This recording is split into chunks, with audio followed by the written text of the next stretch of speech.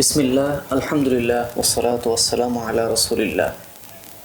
ইসলামী অর্থনীতির সহজ পাঠ এর ৮ম নম্বর দর্শে আপনাদের সবাইকে স্বাগতম। গত পর্বে আমরা আলোচনা করেছি সমাজতান্ত্রিক অর্থব্যবস্থা নিয়ে। এই পর্বে আমরা আলোচনা করব ইসলামী অর্থব্যবস্থা এবং ইসলামী অর্থব্যবস্থার মূলনীতিগুলো নিয়ে।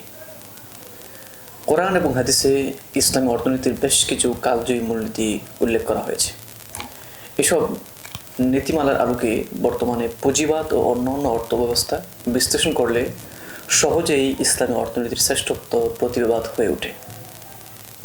আমরা কিছু গুরুত্বপূর্ণ মূলনীতি আলোচনা করার চেষ্টা করব ইনশাআল্লাহ। আমরা এগুলোকে সংক্ষেপে আমরা বলতে পারি: ১. সম্পদ ও অর্থনীতি উপায়, জীবনের লক্ষ্য নয়। ২. রিজিকদাতা একমাত্র আল্লাহ তাআলা। ৩. সম্পদের প্রকৃত মালিক আল্লাহ তাআলা। ৪. সম্পদে মানুষের মালিকানা প্রতিনিধিত্বমূলক ও শরিয়া দ্বারা নিয়ন্ত্রিত। ৫. শরীয়তের আলোকে পরিচালনা করা। ৬. ব্যক্তি স্বার্থের উপর সামষ্টিক স্বার্থ প্রাধান্য পাবে। ৭. মুনাফা ও ঝুঁকি সমান্তরালে থাকবে। ৮. বিনিয়োগ হবে সম্পদ ভিত্তিক, ঋণ ভিত্তিক নয়। আমরা এই মূলনীতিগুলো ইনশাআল্লাহ আমরা বিস্তারিত ধাপে ধাপে আলোচনা করব। প্রথম মূলনীতি আমরা যেটা বলেছি যে ইসলামী অর্থনীতি ও সম্পদকে উপায় হিসেবে বিবেচনা করে, জীবনের লক্ষ্য হিসেবে নয়। পৃথিবীতে মানুষকে প্রেরণের একমাত্র উদ্দেশ্য হচ্ছে আল্লাহ তাআলার ইবাদত বন্দেগী করা, সদা সর্বদা তার সন্তুষ্টি অর্জনে সচেষ্ট থাকা। আল্লাহ তাআলা এই মর্মে পবিত্র কোরআনুল কারীমে ইরশাদ করেন, ওয়া খালাকাতুল জিন্না ওয়াল ইনসা ইল্লা লিয়াবুদুন। একমাত্র আমার ইবাদতের জন্য আমি মানুষ এবং জিনজাতি সৃষ্টি করেছি। উক্ত উদ্দেশ্যকে সামনে রেখে ইসলাম নিজের ও পরিবার পরিজনের ভরণ পোষণ এবং অন্যান্য প্রয়োজনীয় সম্পদ উপার্জনের নির্দেশ দিয়েছে, যাতে সুষ্ঠু ও নিরবিচ্ছিন্নভাবে আল্লাহ তাআলার ইবাদত বন্দেগী করা যায়।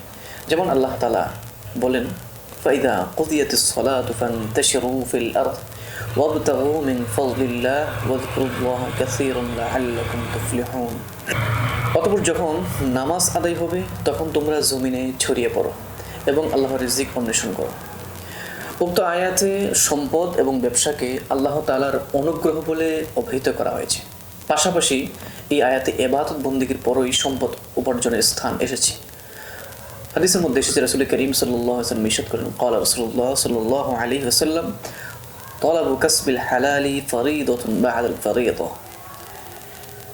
হালাল কামাই এটি একটি ফরজ ইবাদতের পর। এ থেকেই ফকিহগণ এটিকে মূলনীতি হিসেবে উল্লেখ করেছেন যে হালাল উপার্জন ঈমান ও নামাজের মতো ফরজ ইবাদতের পর দ্বিতীয় স্তরের ফরজ বিধান। উপরোক্ত আলোচনা থেকে আমাদের সামনে এই জিনিসটি পরিষ্কার হয়ে যায় যে মানুষ সৃষ্টির মূল উদ্দেশ্য হলো আল্লাহর বান্দেগী করা। অর্থনীতি ও সম্পদ জীবনের মূল লক্ষ্য নয়, বরং এটি কেবলমাত্র প্রয়োজন, একটি মাধ্যম মাত্র। সুতরাং অর্থনীতি ও উপার্জন হতে হবে কোরআন ও সুন্নাহ অনুযায়ী।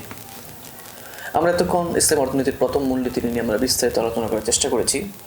আমরা এই পর্যায়ে ইসলামী অর্থনীতির দ্বিতীয় মূলনীতিটি আলোচনা করব ইনশাআল্লাহ। রিজিকদাতা একমাত্র আল্লাহ তাআলা।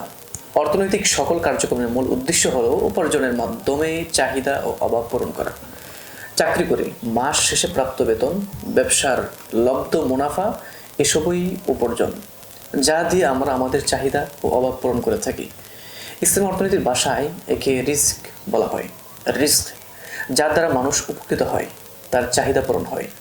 বিশিষ্ট আরবি অভিধান প্রণেতা আল্লামা আবু নসর আল জাওহারি রাহিমাহুল্লাহ আর রিস্ক শব্দের অর্থ লিখেছেন, আর রিজকু মা ইউনতাফাউ বিহি ওয়া রিজক আল আতা। রিজিক হলো যা দ্বারা উপকৃত হওয়া যায়। তদ্রূপ রিজিকের অর্থ হলো বিশেষ দান। আল্লামা ইবনে খালদুন রাহিমাহুল্লাহ ওনার প্রসিদ্ধ কিতাব মুকদ্দমাত ইবনে খালদুন এখানে উনি উল্লেখ করেছেন, ইন আদাত মানফাআতুহু আলাল আবদি ওয়া হাসালাত লাহু সামারাতুহু মিন ইনফাকিহি ফি মাসালিহিহি ওয়া হাজাতিহি সুমিয়া যালিকা রিজকান। অর্থাৎ যে জিনিস থেকে বান্দার উপকার সাধন হয়, তার কল্যাণে কাজে লাগে, প্রয়োজন পূরণ হয়, মূলত সেটি রিজক। পক্ষান্তরে কোনো উপকারে না আসলে সেটি রিজিক নয়, কেবল কাসব। বস্তুবাদী অর্থনীতি মনে করে মানুষ যা উপার্জন করে তা তারই পরিশ্রমের ফল। পরিশ্রমই এখানে মূল, অপরদিকে ইসলাম অর্থনীতির ভাষ্য হলো প্রাপ্ত উপার্জন ও রিজিক মূলত আল্লাহ সুবহানাহু ওয়া তাআলার প্রদত্ত। তিনি একমাত্র রিজিক দাতা। চাকরি, ব্যবসা, পরিশ্রম কেবল ওসিলা ও মাধ্যম, এর বেশি কিছু নয়। কোরআনে কারীম আল্লাহ তাআলা এই সম্পর্কে ইরশাদ করেছেন, ওয়া মিন দাব্বাতিন ফিল আরদ ইল্লা আলাল্লাহি রিজকুহা।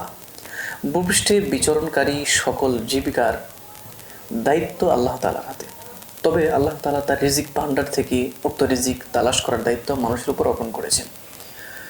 এমন আল্লাহ তাআলা সূরা আনকাবুত ইরশাদ করেছেন যে তোমরা আল্লাহ তাআলার রিজিক অন্বেষণ করো এবং তারই ইবাদত ও তার কৃতজ্ঞতা প্রকাশ করো। সুতরাং আমি মাস শেষে যে স্যালারি পাই, ব্যবসা করে যে মুনাফা পাই, তা আল্লাহ তাআলা প্রদত্ত। এতে আমার কোনো কৃতিত্ব নেই। আমার শ্রম আল্লাহর সেই অনুগ্রহ লাভে কেবল সহায়ক ভূমিকা রেখেছে। আমার কাজের উপর আল্লাহ রিজিক দিয়েছেন, তার প্রতি আমার কৃতজ্ঞ থাকা উচিত। জীবনের সর্বক্ষেত্রে তার আদেশ নিষেধ মানা উচিত। সেই রিজিক যদি অল্প হয় তারপরও সেটা আমার কাছে মূল্যবান, কারণ তা আল্লাহ তাআলা প্রদত্ত হাদিয়া। আজ হয়তো কম, কিন্তু কাল তা বেড়ে যেতে পারে।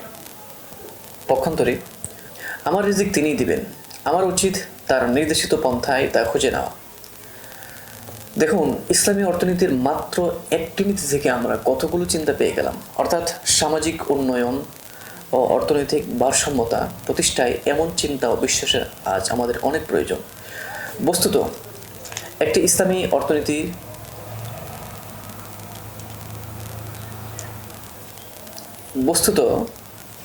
এটি ইসলামী অর্থনীতির আকীদা ও বিশ্বাস, তবে এর অপরিসীম গুরুত্বের কারণে এটি ইসলামী অর্থনীতির মূল নীতিতে অন্তর্ভুক্ত হয়েছে।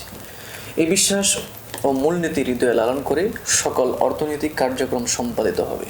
এতে অর্থনৈতিক বিশৃঙ্খলা সৃষ্টি হবে না। পক্ষান্তরে বস্তুবাদী অর্থনীতিতে যখন ধরে নেওয়া হয় লব্ধ সম্পদ ব্যক্তির একচ্ছত্র পরিশ্রমের ফল, তখন তাতে স্বার্থপরতার জন্ম নেই, সম্পদে একচেটিয়া মনোভাব তৈরি হয়, অন্যের প্রতি সহানুভূতি জাগ্রত হয় না। সম্পদ আমার, যা খুশি তাই আমি তাই করব, এমন মনোভাব সমাজে শান্তি প্রতিষ্ঠার অন্তরায় হয়ে দাঁড়ায়। বস্তুবাদী অর্থব্যবস্থা সমূহের এটি হলো একটি খারাপ দিক।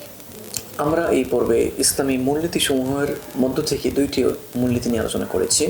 ইনশাআল্লাহ আগামী পর্বে আমরা পরবর্তী মূলনীতিগুলো ধাপে ধাপে আলোচনা করার চেষ্টা করব। আসসালামু আলাইকুম ওয়া রাহমাতুল্লাহি ওয়া বারাকাতুহু। يؤتي الحكمة من يشاء ومن يؤت الحكمة فقد أوتي خيرا كثيرا وما يذكر إلا أولو الألباب